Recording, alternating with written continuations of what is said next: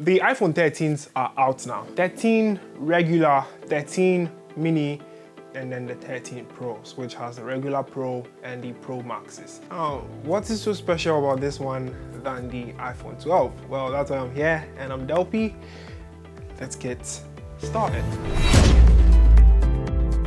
So with a regular iPhone 13, one thing you're not getting on that specific device is ProMotion display, which is also known as adaptive refresh rate on most Android devices like we have been using already. But I mean, it's not supposed to be a hard thing to miss on an iPhone, because of course there is a bit of adaptiveness, that's smooth and liquidity you'll be looking for when surfing through apps on your Apple device.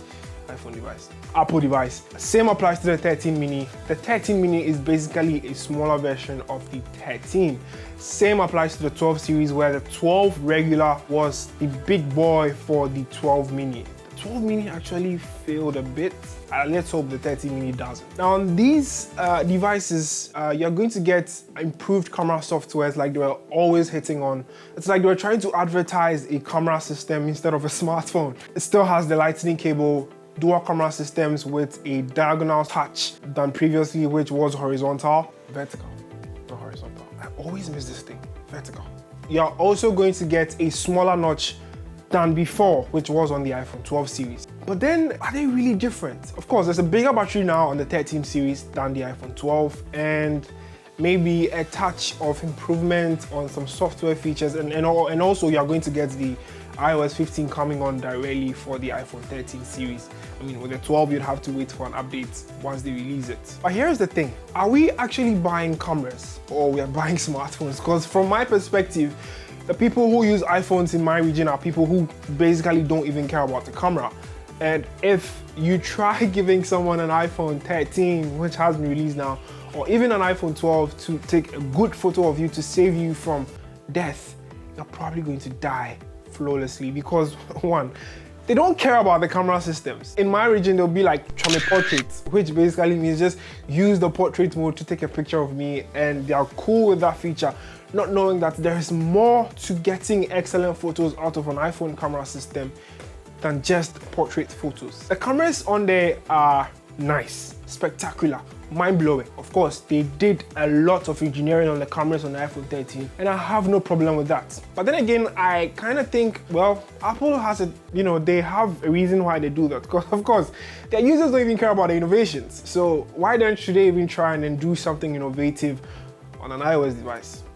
So I'll just leave that unsaid and move on to the Pros. Now with the Pros, you're getting the ProMotion display on there.